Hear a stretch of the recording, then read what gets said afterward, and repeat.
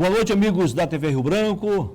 Estamos começando mais uma edição do Tribuna Livre aqui no canal 8.1, Rede Cultura, nossa parceira há mais de 3 anos. Vamos receber no programa de hoje o senador Márcio Bittar, do União Brasil, membro da Comissão de Constituição e Justiça do Senado. Ele faz parte também de outras comissões, mas eu estou citando a CCJ porque é certamente a mais importante ou uma das mais importantes. Vamos falar aqui sobre vários assuntos, inclusive a anistia, onde ele participou na semana passada do primeiro encontro aqui no Acre para discutir esse assunto.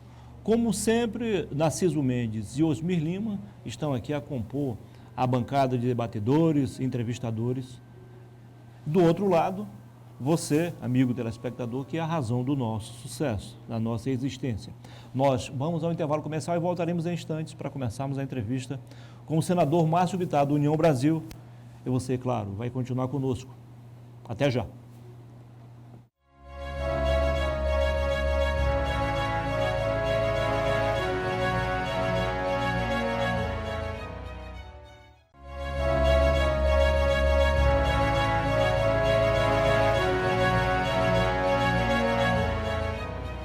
Ok, estamos começando para valer mais uma edição do Tribuna Livre, aqui na sua TV Rio Branco, nesta segunda-feira. Desde já, muitíssimo obrigado pela sua audiência. Você que nos prestigia aqui em Rio Branco e também no interior. Como eu falei na abertura do programa, o nosso convidado especial de hoje é o senador Márcio Bittar, do União Brasil, membro da CCJ, do Senado, a Comissão de Constituição e Justiça. Seja bem-vindo, senador. Tudo bem? Obrigado, Muniz. Prazer recebê-lo aqui mais uma vez. O prazer é meu de reencontrá-lo, estar perto do Narciso Mendes, que é uma figura interessantíssima da vida acriana, embora não nasceu aqui, assim como meu pai, mas veio para cá e aqui plantou raízes. Osmir, ambos membros do Congresso Nacional, da Constituinte Brasileira, representando o Acre, no que eu acho que vocês, na época de vocês, a média da política brasileira era de maior qualidade, e vocês foram integrantes desse processo. Mas, enfim, é um prazer estar aqui, com certeza a última entrevista desse ano, né, minha participação aqui, poder falar um pouco de Brasília. Estou satisfeito. Eu acho que quando passam as eleições, aqueles que perderam, no caso nós aqui tivemos a esquerda perdeu a eleição, e então é natural que eles ocupem legitimamente o papel de oposição, de fiscalizar quem ganhou a eleição, quem continua dentro do poder. E quem ganhou, que eu considero que faço parte desse grupo, tem que se preocupar em trabalhar. Claro.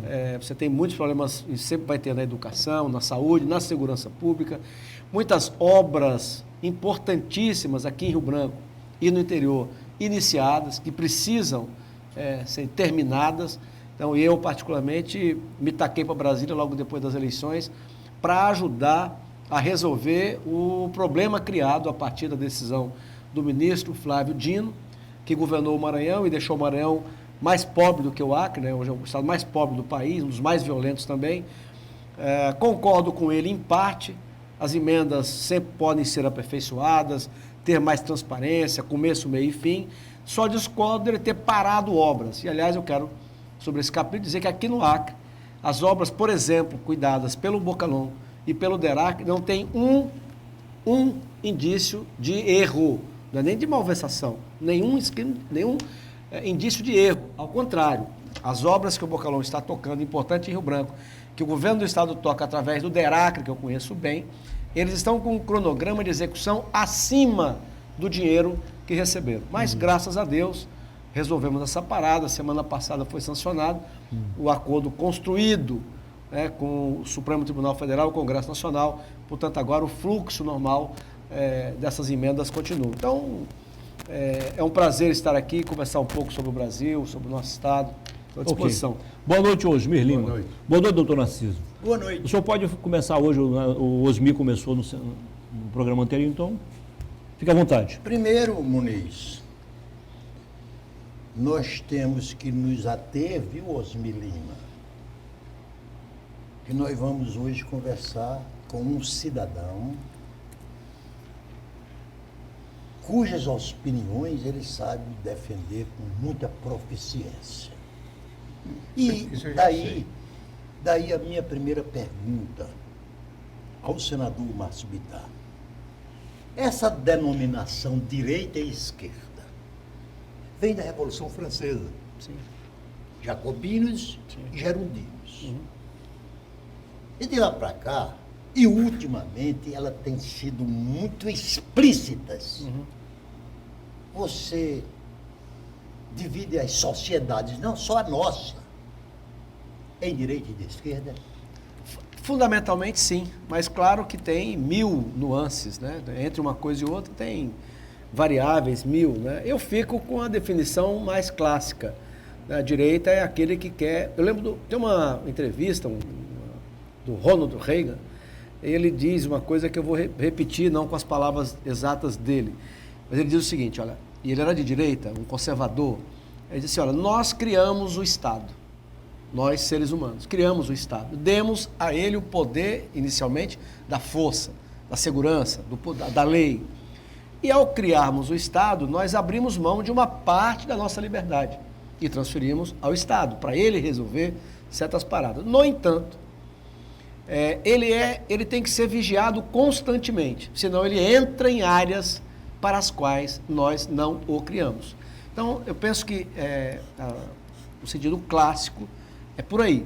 Então, é o direito à propriedade privada, a defesa do livre mercado, portanto, da concorrência, a meritocracia, e a junção com a visão conservadora, de que você não cria um novo homem, como a esquerda propala, de um dia para o outro, porque você fez uma revolução, você tomou o poder, você criar um novo homem. Você não cria.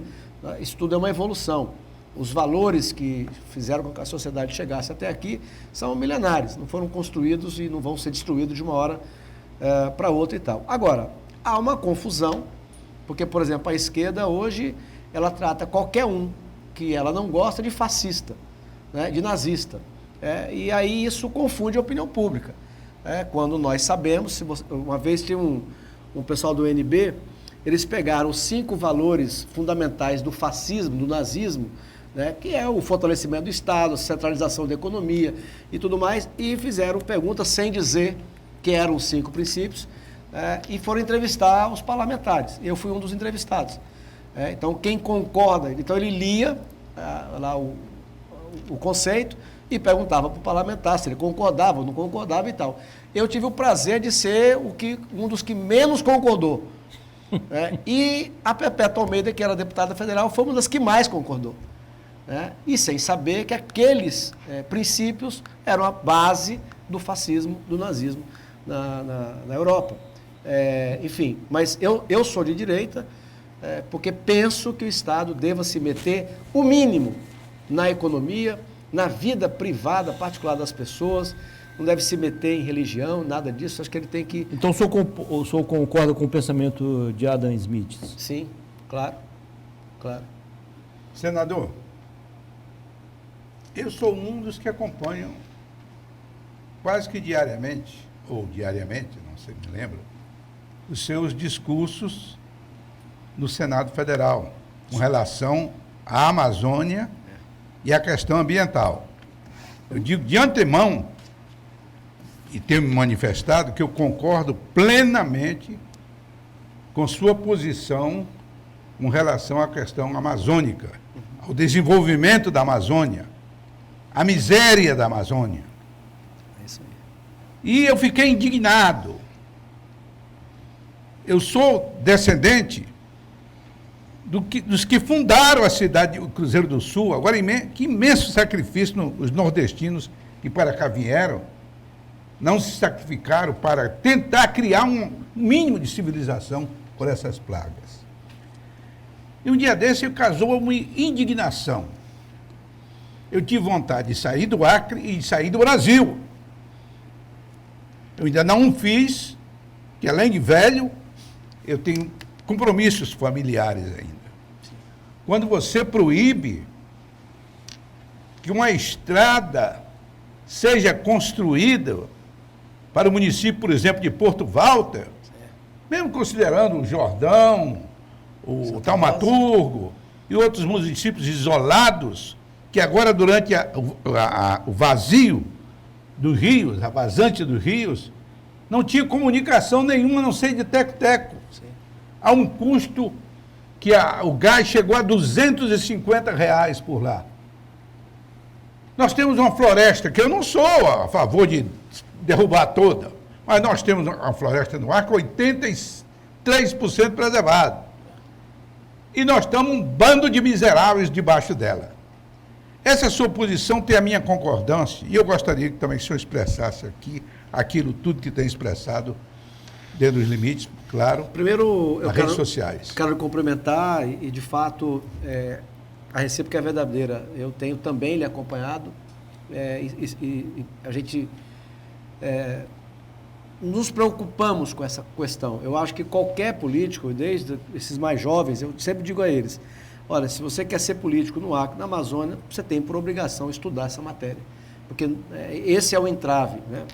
E agora, esse Macron, por quem eu tenho a maior antipatia, esse é um malandro, né? É um picareta. O que eu endosso. E o pior de tudo é que o presidente do Brasil é amiguinho dele, né? A ministra Marina é amiguinha dele, ele fazendo um mal para o Brasil. Esse camarada que foi quem bateu a porta do Mercosul na cara do Lula. Ele foi o responsável para dizer que a União Europeia não quer acordo com o Mercosul, que se arrasta há 25 anos. Isso que nos interessava. E eu tenho vergonha de ser brasileiro nessa hora, porque eu queria um governo patriota, como foi o Bolsonaro, único, para enquadrar a França e colocá-la no lugar dela.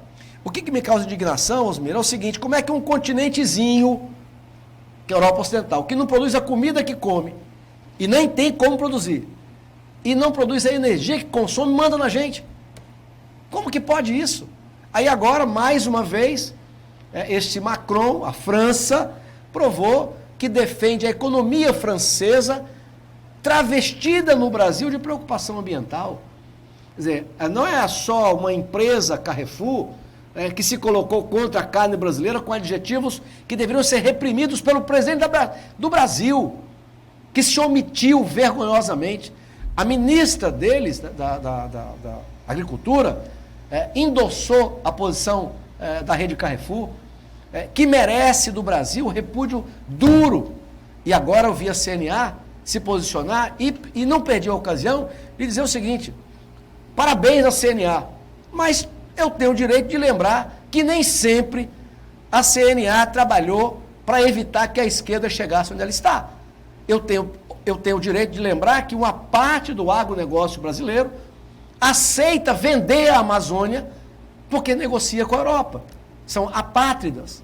Agora, quando fala de Amazônia, nós estamos falando de 60% do Brasil.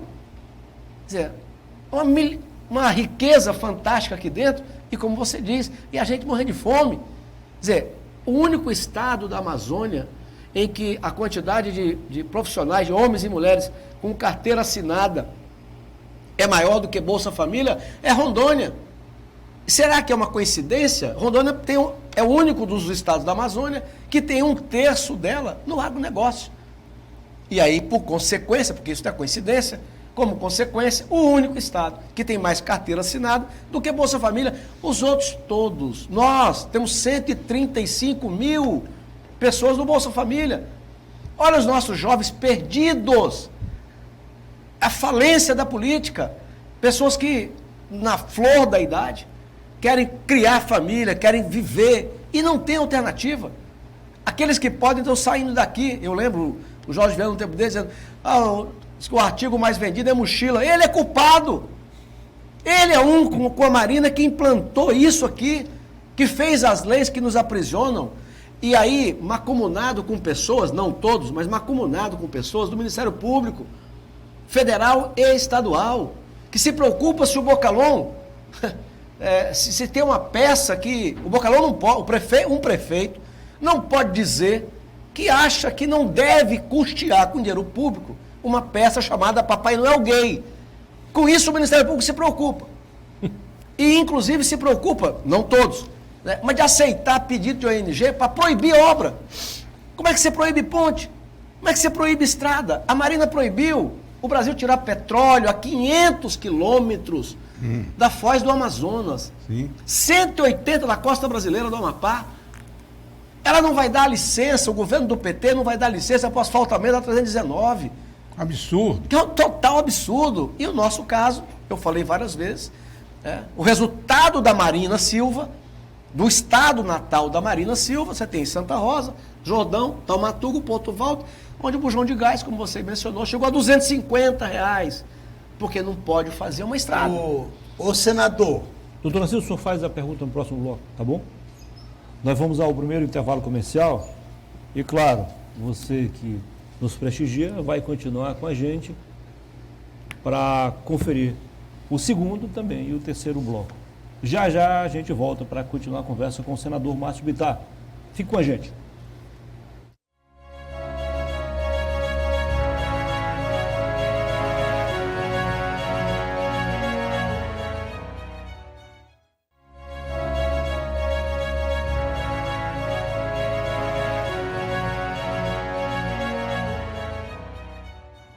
Ok, estamos de volta com a segunda parte do Tribuna Livre desta segunda-feira. Se você chegou agora, nós estamos aqui a receber o senador Márcio Bittar, do União Brasil, membro da CCJ, Comissão de Constituição e Justiça da Câmara. E como sempre, Daniel Cabral, nosso chargista, caricaturista, está conosco, dando uma caprichada aí na charge do senador. Temos aqui a presença também da Charlene, de quem mais o pessoal da assessoria aí? Vamos lá. Cleiton e o Ramon. Sejam bem-vindos. Ramon tem um problema, tem um fastio, ele come pouco demais, ele tem que estar todo o tempo preocupado com ele, levar um lanchezinho então, e tal. Vou conversar com ele, então. Preciso conversar com ele. Tem um fastiozinho. Doutor Narciso. Ô senador, concordo em parte e em boa parte com os que o senhor acaba de relatar. Acontece que a nossa Amazônia não precisa ser necessariamente preservada, e sim necessariamente bem cuidada. Então, o que é que acontece?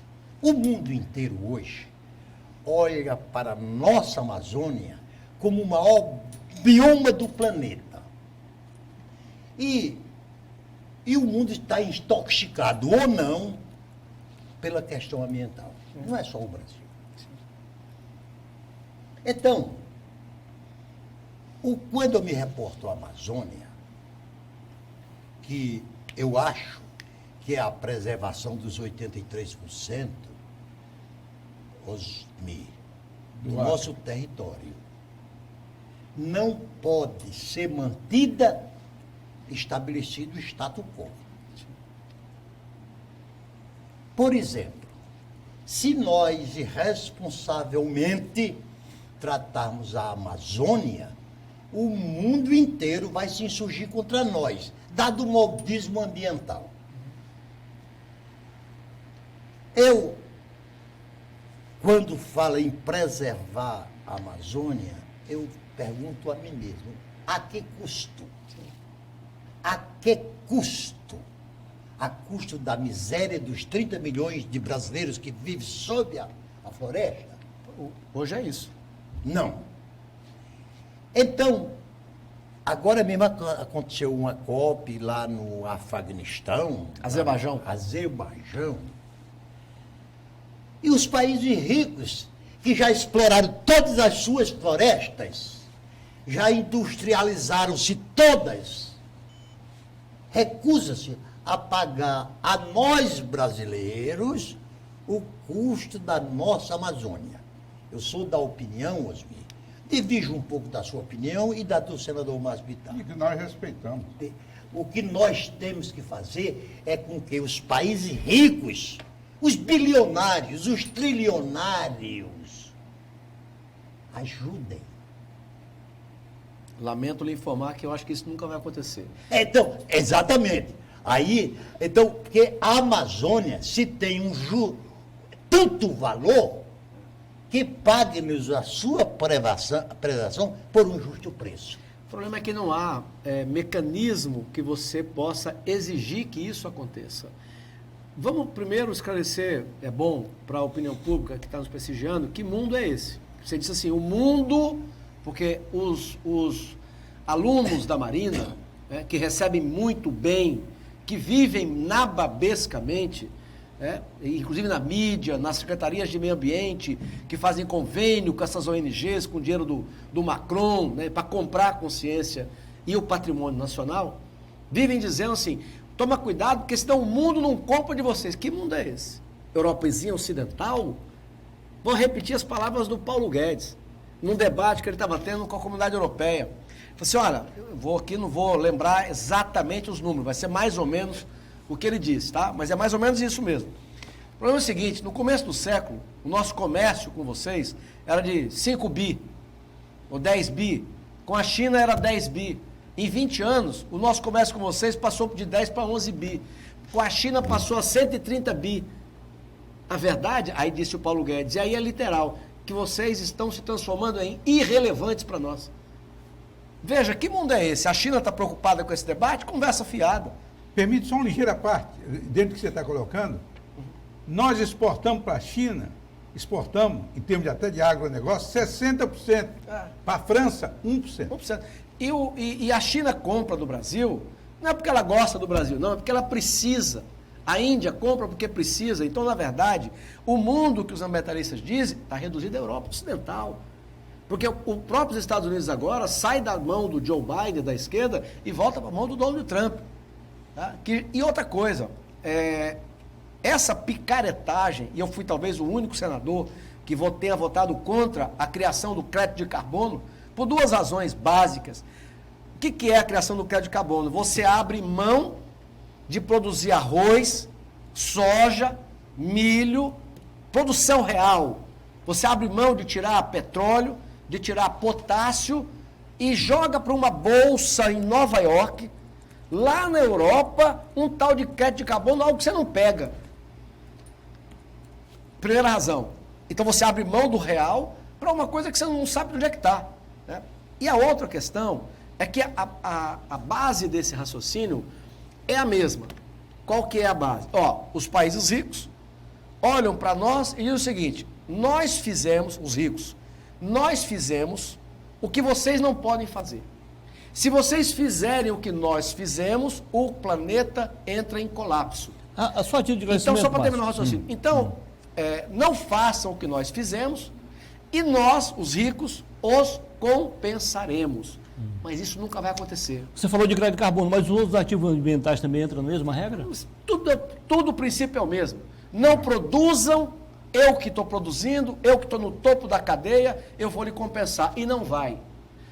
Ano passado, a minha esposa é poliglota. Eu não falo língua nenhuma, criei um bloqueio, isso me ajuda a não ter vontade de andar por aí e tal. Mas a minha esposa, Thaís, bióloga, foi, porque ela é assessora da área internacional do Mato Grosso do Sul e tal, Semana do Meio Ambiente feita em Nova York. Tá? E eu fui, eu era o relator da CPI das ONGs, eu e o Plínio, mas o Plínio não quis ir, eu não vou passar raiva, o Plínio dizendo. Eu fui para lá. Eu vi, na Semana do Meio Ambiente, eu vi lá um canadense, eu tive o privilégio de ter minha mulher do meu lado me traduzindo. Eu vi uma canadense falar da Amazônia e do mundo e não falar do fogo deles. Que naquele ano tinha ultrapassado o oceano e estava na Europa a fumaça do Canadá. Olha a cara de pau da pessoa. Ela foi lá, falou da Amazônia, do mundo e não citou o que eles fazem. Na mesma semana, saiu um comunicado da Grã-Bretanha, que é uma das financiadoras desse pacote, dizendo oficialmente que não iria cumprir as metas que eles impõem a nós, porque a economia não podia pagar esse preço, a economia inglesa não pagaria esse preço. E anunciou, naquele ano, 110 novas perfurações de petróleo à Grã-Bretanha. Eu vi o Joe Biden, e aquele que era o primeiro secretário dele, não lembro o nome dele, e tal, falar também do Brasil, da Amazônia, e eu queria perguntar para ele assim, e o petróleo que vocês tiraram no Alasca, tá? Beleza? E o gás de xisto? Os Estados Unidos agora tá com tanto gás de xisto que está exportando para a Europa, sabe o quê? Carvão mineral. E a dona Europa está jogando mais CO2 no planeta porque está queimando carvão mineral. Alguém falou alguma coisa? Não. O Canadá esse que estava falando lá na Semana do Meio Ambiente, e que estava com a maior fogo, a maior fumaça, que ultrapassou o oceano, eles vendem potássio para o Brasil. E na maior cara de pau do planeta, bancam a ONG no Brasil para querer ampliar uma reserva indígena, para poder proibir, lá em Altazes, há mais de 15 anos, que seria responsável, pode ser responsável por 25% a 30% do mercado brasileiro, você não pode tirar potássio. E aí o Brasil paga potássio para o Canadá, inclusive royalty para índio canadense, porque lá parte do potássio sai da reserva indígena dos canadenses, que, diferente do Brasil, mandam na reserva. E aqui os índios, na verdade, são inquilinos, né, porque não mandam coisa nenhuma. Então, só para terminar, a Noruega, né, que banca o Fundo Amazônia, para comprar militância, manter militância, inclusive aqui no Acre, né, a Marina veio entregar um cheque de 34 milhões de reais. A prefeitura nenhuma pegou para isso. ONGs. Para ONG, ela veio entregar 34 milhões em Cruzeiro do Sul para uma ONG indígena que tem um barraco. 34 milhões, é um prêmio da Mega Sena acumulado. Sabe para quê? Para militância.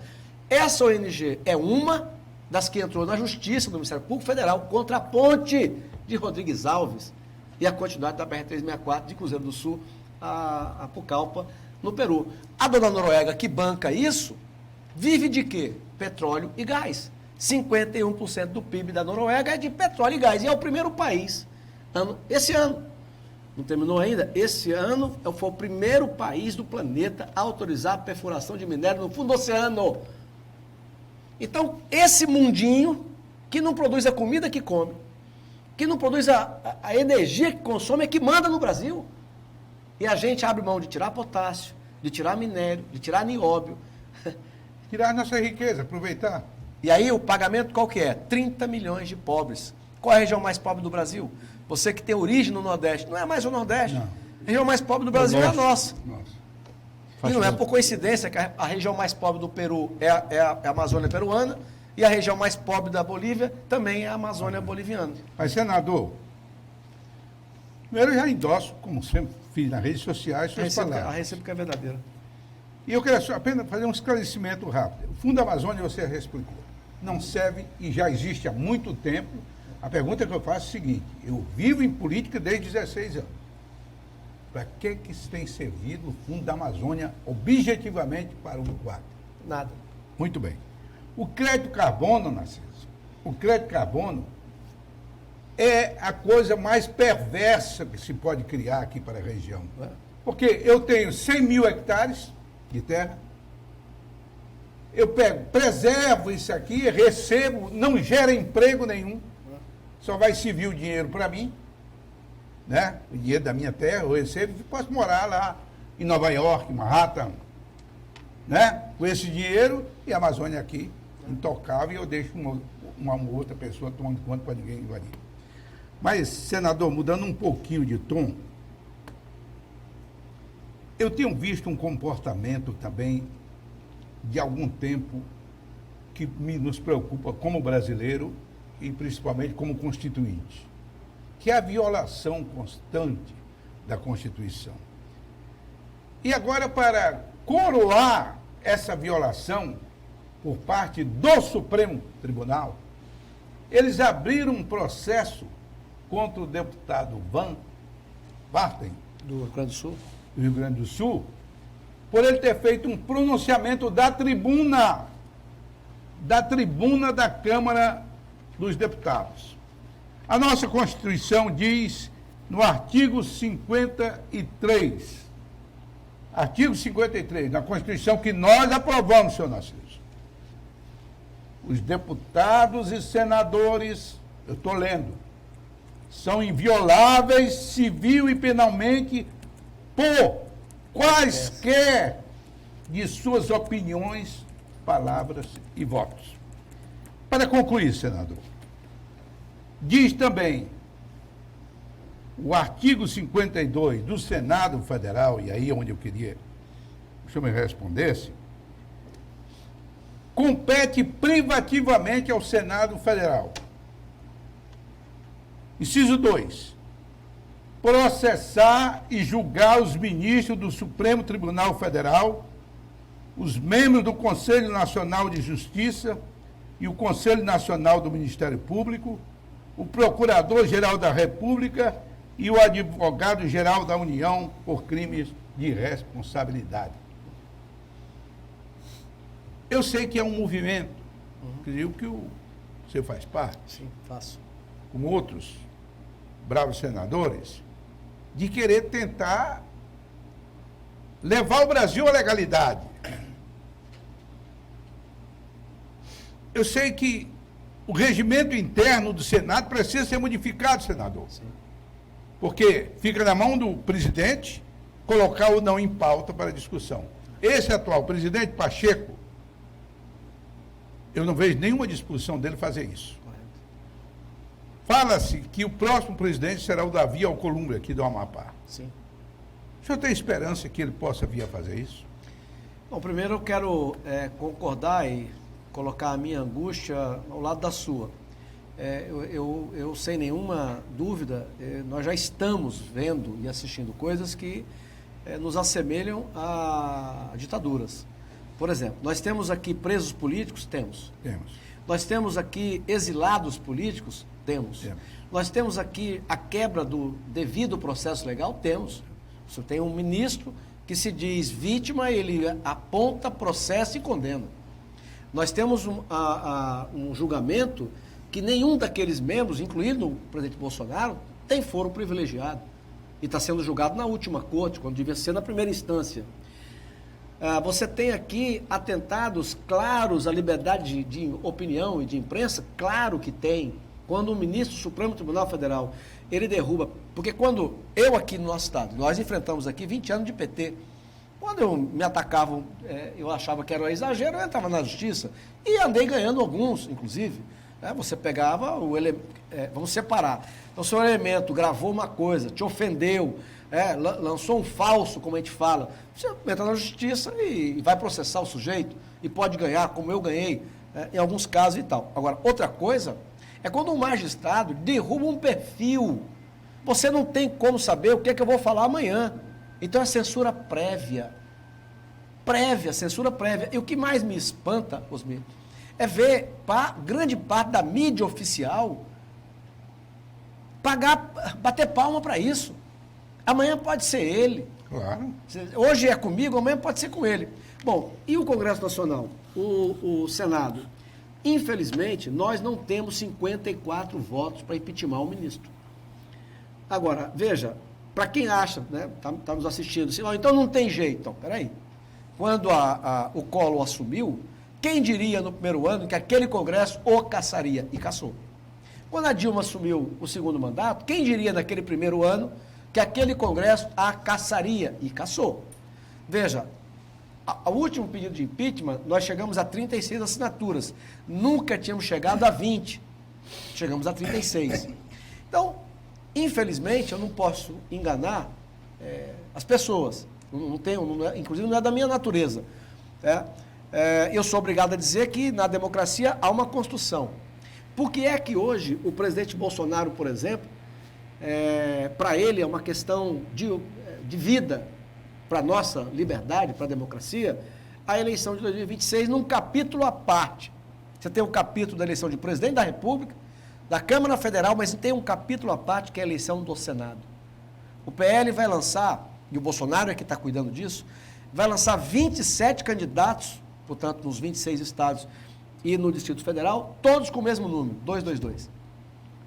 Então, acho que o presidente Bolsonaro acertou, eu o apoiei e o incentivei para que ele compusesse com o Davi Alcolumbre.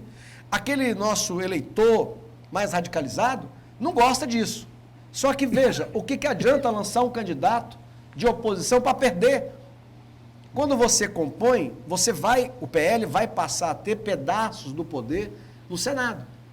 E claro e evidente que isso faz com que a matéria que tem para nós muita relevância, que é a tramitação e a votação dos pedidos de anistia, e a PEC da anistia, inclusive, é de minha autoria, eu não tenho dúvida que ela vai tramitar no ano que vem. Quem vai votar a favor... Então, você acha que valeu a pena a oposição ajudar a reeleger o Pacheco?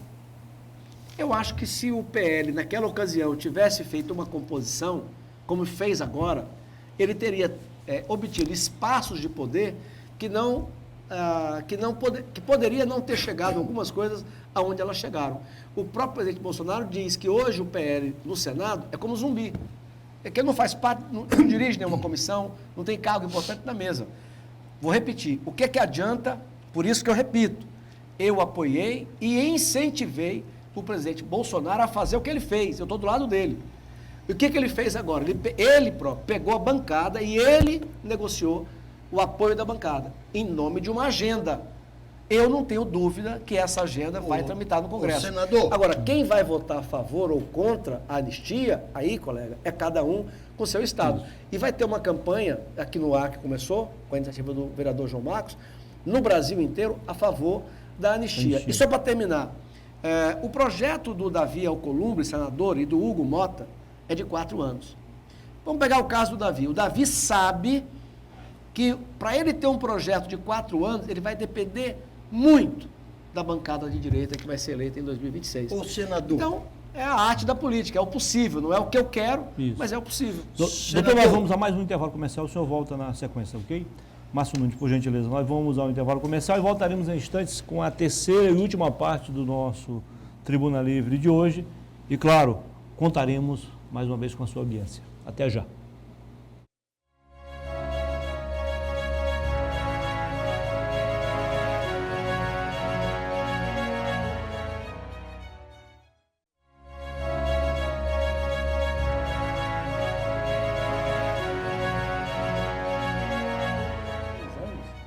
Estamos de volta com o terceiro e último bloco do Tribuna Livre desta segunda-feira, aqui na sua TV Rio Branco, canal 8.1. Mais uma vez, muitíssimo obrigado pela sua audiência, você da capital e também do interior. Estamos aqui a conversar com o senador Márcio Bittar, do União Brasil. Não é uma pergunta, senador, só mais um reforço. Além do Marcel Van Hatten, que é do Rio Grande do Sul, do Novo, do Partido Novo do Rio Grande do Sul, o cabo Gilberto da Silva, do PL da Bahia, também foi indiciado pela Polícia Federal por ter criticado a operação da Polícia Federal. Aliás, senador, até os deputados da base governista também saíram em defesa deles, né? Doutor Narciso Mendes. Ô, senador, nós já estamos no terceiro e último bloco. A sua resposta tem sido tão oportuna que eu gostaria que o senhor pudesse resumi-la para dar margem a novas perguntas. Pois não. Senador, nós precisamos, o Senado da República precisa entender que somente no governo de Floriano Peixoto, olha, o segundo governo da República, algum ministro do Supremo Tribunal Federal não continuaram na função. E o que é que o Senado da República tem que entender? É que quem aprova o nome dos membros do Supremo Tribunal Federal é o Senado. O presidente da República apenas sugere. Então nós temos que acabar com essa história do Senado aprovar o nome de um ministro e depois esses mesmos senadores estarão dizendo coisa ao contrário. Mas na sabatina nenhum deles disse que ia derrubar perfil de todo mundo, né? Sim. Então, Nem que violaria a Constituição. Senador, aí vamos aqui a pergunta. O mundo sempre teve polarizado. Vamos agora usar o termo esquerda e direita. Depois da Segunda Guerra Mundial, veio a Rússia contra os Estados Unidos. Hoje, nós estamos vivendo um mundo polarizado, pelo menos do ponto de vista econômico, entre Estados Unidos e a China. Só que a China comunista se converteu no maior país capitalista do mundo, praticando até, às vezes, Osmir, um capitalismo um tanto quanto selvagem. O capitalismo de Estado, né? Essa discussão entre comunismo e capitalismo não tem que chegar ao fim? Olha, se é a hora que a gente vencer, quem sabe, né? Mas veja, eu acho que o ser humano, quando eu digo que a ideia de que os ricos vão dividir a sua fortuna, isso é uma ilusão, né? E o tempo está mostrando isso, porque eles têm as demandas deles, né? Quando eu estive recuperando aqui aquela fala na Semana do Meio Ambiente lá em Nova York, eu fiquei numa região um pouco mais pobre, se é que tem pobre lá, e eu vi, todos os dias que eu saí com a minha esposa para pegar o metrô para ir para os eventos, eu vi desajustados. Gente, como eles chamam, veteranos de guerra, gente alcoolizada, drogado. Então, os Estados Unidos têm os problemas deles, a Alemanha tem os delas, e a França tem os deles, tanto que aí... E aí eles vão cuidar do problema deles, não vão dividir a fortuna conosco.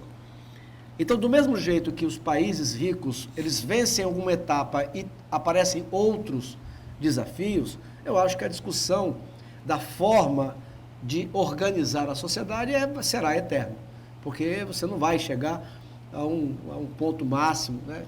O que eu penso é que o melhor que o homem fez, né, e que não é perfeito, é a soma do sistema capitalista, que é o direito à propriedade privada, o estabelecimento do livre mercado, associado à democracia e aos valores cristãos, é o que o melhor o homem fez.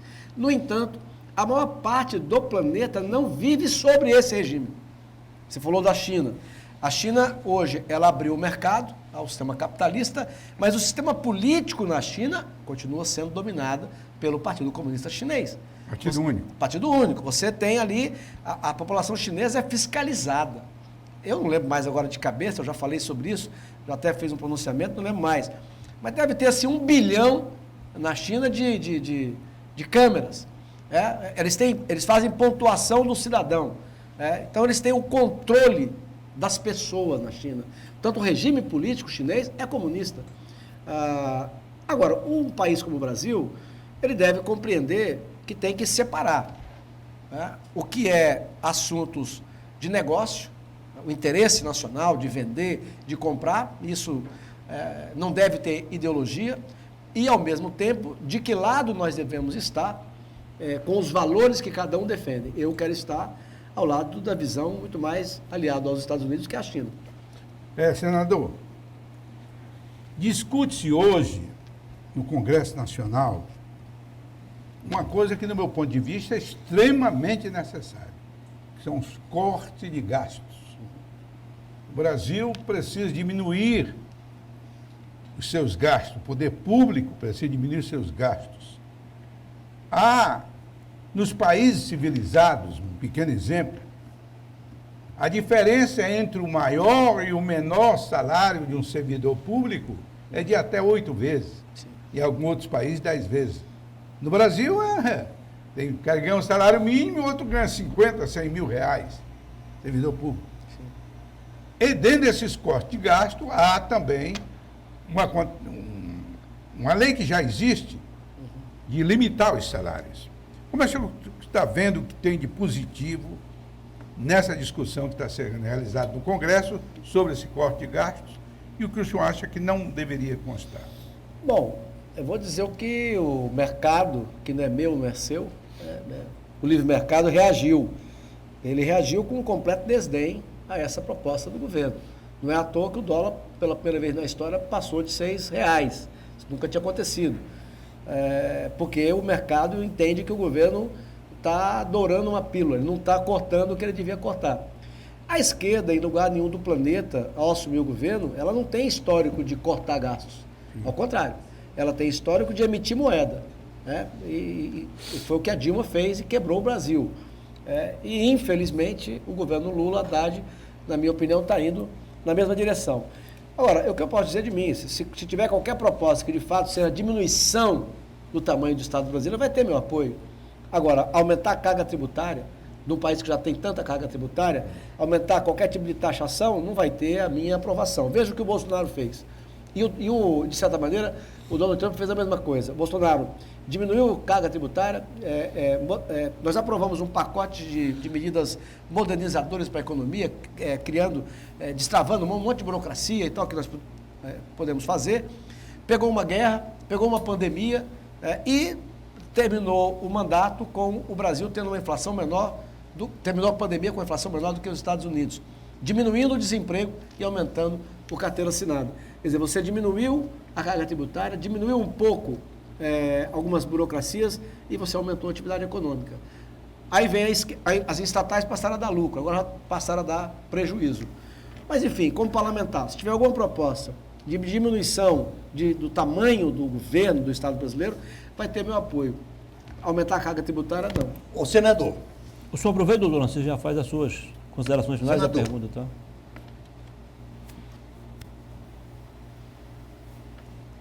eu assisto com especial prazer e espírito democrático que o Brasil é avesso ao regime comunista. Se você perceber, Osmi, é isso que nós precisamos entender. Dos 513 deputados federais, só 14 deles se dizem pertencentes ao PCdoB. Aqueles que pertenciam ao PCB não existe mais. E eu dou graças a Deus, porque eu sou de uma geração, logicamente, bem mais moderna do que a do Osmi, que aprendeu que o comunista comia criancinha. Então, há alguma preocupação, e de onde vêm essas preocupações com o regime comunista? E olha que eu estou falando de um cidadão que nasceu no Rio Grande do Norte, onde a intentona comunista dos anos 30 começou em Natal, sabia? Veio de Natal para Recife e depois para o Rio de Janeiro. O comunismo não está morto no Brasil? Se eu não me engano, não sei se é da Bíblia ou se tem uma inspiração religiosa, mas tem uma afirmação que eu já vi alguns pastores dizerem que o golpe mais perfeito do capeta foi fazer com que a pessoa acreditasse que ele não existe. A mesma coisa do comunismo, é claro que existe. A China tem um sistema político comunista, centralizado, de partido único. Nicarágua, Coreia do Norte, né, que a Coreia do Sul rica, maravilhosa, a outra é pobre e tal. O comunismo ele é uma metamorfose ambulante. Por exemplo, a agenda ambiental não nasceu no comunismo, não nasceu na esquerda, mas ela incorporou. Né? A pauta identitária também não nasceu no seio do marxismo, mas ele incorporou. Eu diria que a esquerda, grosso modo, são aqueles que defendem o Estado, que intromete o Estado onde não deveria intrometer, que são avesso à democracia. O PT é avesso à democracia. Eles querem cercear a liberdade das pessoas. Estão todos eles concordando com os excessos que o Supremo Tribunal Federal está fazendo. Né? No primeiro governo, o que o Lula queria era o controle social da mídia. Ora, quem controla os sindicatos são eles. Então, é controlar por eles. Agora querem controlar as mídias sociais e não tem o meu apoio. Não tem, porque o único veículo hoje que eles não conseguem controlar são as mídias sociais. A Globo, por exemplo, hoje, eu disse isso na tribuna do Senado, será que a campanha sistemática que faz contra Bolsonaro é porque ele gosta do Lula ou porque o Lula deu isenção de 177 milhões para a Globo? O Lula pagou para a Globo em 1 ano e 10 meses aquilo que os 4 anos do Bolsonaro não pagou. Então não é carinho, não é compreensão. Será que ministros como Gilmar Mendes, que faz uma campanha acirrada junto com Alexandre de Moraes contra o Bolsonaro, será que é porque Bolsonaro, quando assumiu o governo, cortou a verba da Itaipu, que pagava para aqueles eventos feitos pelo ministro em Portugal, que não precisa nem ter declaração de imposto de renda, porque como é uma binacional não precisa tributar? Será que é isso? Então, veja, há sim duas visões de organização. Uma que entende que o Estado deve ser o mínimo possível, que a democracia tem que reinar, os pesos e contrapesos, e que no Brasil está ameaçada. Volto a dizer, nós temos hoje preso político, nós temos exilado político, nós temos não temos mais a garantia do devido processo legal. Agora, para quem está nos assistindo, eu queria dizer ainda sobre essa coisa do Senado que tem o poder e que não exerce. Veja bem, uma das grandes razões é porque você tem vários senadores com processo no Supremo Tribunal Federal. E claro, Verdade. eu não tenho, graças a Deus, mas tem vários que têm. Então, para quem está nos assistindo e que deseja, que concorda, comunga conosco dos excessos que ministros do Supremo estão cometendo, o passo hoje mais importante era a Câmara votar o que nós já votamos no Senado. Nós acabamos com o foro privilegiado no Senado. Se a Câmara vota e aprova o fim do foro privilegiado, essa espada na cabeça de dezenas de senadores sumiria de uma hora para outra, porque um processo desse voltaria para a primeira instância. Mas eu quero terminar dizendo que a vida me fez sempre um otimista. Eu tenho meu lado, tenho minha posição e estou animado com 3 coisas. O resultado das eleições municipais, que colocou a esquerda num gueto, a capacidade do Bolsonaro de se adaptar, e eu entendo, Muniz, eu sei que nós dois pensamos um pouco diferente sobre isso, e é normal e eu respeito, mas para mim, o fato do presidente Bolsonaro ter puxado o PL e ele ter negociado agora a mudança de comando do Senado e da Câmara, para mim eu acho um elemento muito importante. E por isso que eu coloco no mesmo nível. Resultado das eleições municipais, a ação do presidente Bolsonaro agora na composição da próxima mesa diretora, que vai garantir que pauta nossa possa tramitar, e a eleição do presidente norte-americano. Então, eu entendo que não há como você ter um presidente que foi processado, condenado em 3 instâncias, ser o presidente do Brasil e o Bolsonaro não poder ser candidato. Então, não é só a torcida, eu tenho minha torcida também, mas eu acredito que o Bolsonaro vai conseguir ser candidato. E aí sim, o eleitor é que vai decidir se ele quer ou não o presidente Bolsonaro de novo no poder. Osmir, suas considerações. Aliás, a pesquisa agora, semana passada... Coloca o presidente Bolsonaro na frente. Eu concluí, eu quero inicialmente responder o Narciso. Colocou que a minha geração tinha medo de comunista, que comia criança. Não, Narciso. A minha geração, com muito sacrifício, lutou pelas liberdades públicas deste país. É verdade. Lutou pela democracia. Lutou pela uma Assembleia Nacional Constituinte, que você fez parte. Lutou pela anistia. A minha geração sofreu muito durante uma ditadura. Eu só vim votar para presidente aos 42 anos. E não éramos contra o comunismo, por ser contra. Basta dizer que o meu partido, que já foi seu, o PMDB, abrigou os comunistas em seu seio. Você ainda está disposto a lutar pela anistia outra vez? Em seu seio. Abrigou esses comunistas. E, acima de tudo, a minha geração foi uma geração que não apoiou o comunismo, porque era uma geração que pensava. E a história nos provou, no mundo todo, que o regime econômico comunista nunca deu certo em lugar nenhum. É isso mesmo. É por isso. Mas eu quero aqui, antes eu quero aqui agradecer sua presença. É sempre uma satisfação. Obrigado.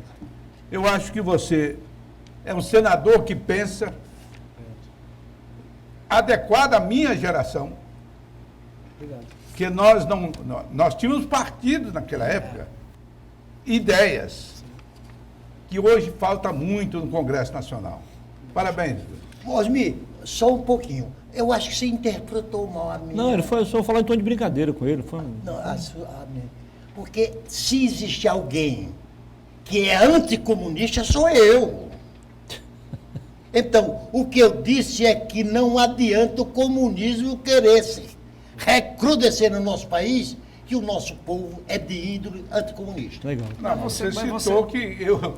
Não, mas não foi em tom de ironia. Mas você Sempre veja, achei assim, não? você veja que uma coisa interessante no Brasil, de fato, o brasileiro é conservador, né? E é avesso à pauta da esquerda. No entanto, a maior parte da população, ela se preocupa, naturalmente, com a sua esposa, com o seu marido, com o seu filho, com o café da manhã, com o emprego, com o pagamento de conta. E uma minoria dominou os meios de comunicação, dominou as universidades públicas e impõe uma pauta. Veja, o Lula uma vez, ele se já que estava de uma das campanhas dele, né, aquelas toda, de que todos os candidatos eram de esquerda. Né? Então, é uma coisa incrível. Por exemplo, o resultado das eleições, me perguntaram isso, acho que na Revista Oeste, das eleições municipais, eu digo, elas fazem sentido. Quando elas colocam a esquerda num gueto, é o povo brasileiro. O que é estranho é um povo conservador, avesso à pauta da esquerda, elegeu Lula 5 vezes. Estamos chegando ao final do Essa é a programa. esquerda. Só para terminar, o Osmir me deu uma deixa. A questão da anistia, você também. O Getúlio Vargas, no final da ditadura de varguista de 15 anos, fez uma anistia, não é a primeira vez. O que me chama a atenção, eu disse isso no programa do Muniz, mas quero repetir, é a falta absoluta de solidariedade humana da esquerda. Veja, Dilma Rousseff pegou em arma, Genuíno pegou em arma, Dirceu pegou em arma. Gabeira. Essa turma, oficialmente, não é... Será que não? Oficialmente eles queriam derrubar o governo e implantar o regime comunista no Brasil. Sim. A ditadura do proletariado. Sim. E foram perdoados. Foram anistiados. Os que perderam emprego, recuperaram emprego, foram indenizados. E essa turma que pegou em arma, que fez guerrilha urbana e guerrilha rural, na maior sem cerimônia e falta de qualquer solidariedade, quer continuar vendo mulheres e homens humildes e pobres pagarem pena de 17 anos na cadeia porque foram se manifestar no palácio, na Praça dos Três Poderes, com estilingue. E uma delas, uma mulher com um batom, pagando pena maior do que estuprador, maior do que assassino. Que escreveu lá, perdeu uma neta. Que é a frase do Barroso, que hoje é o presidente do Supremo. Muito obrigado, Federal. Osmir Lima, muito obrigado, doutor Narciso, e também o Márcio Bittar. Foi um prazer conversar contigo. Mais uma vez, certamente você engrandeceu, enalteceu o programa. Leve consigo uma singela homenagem aqui do programa, através da haste do Daniel Cabral. Meu candidato é o Bolsonaro. É isso. É isso mesmo. Obrigado, querido. O nosso. Legal. Ó, desejar a todos, o último programa, né? Feliz Natal a você, a sua família, a vocês, né, que estão aqui. É um prazer muito grande revê-los e vamos trabalhar. O último aqui, mas no Boa Noite você vai voltar ainda em dezembro, ok? Claro, tudo bem. Legal. Tamo junto. Muito obrigado, sucesso. Obrigado.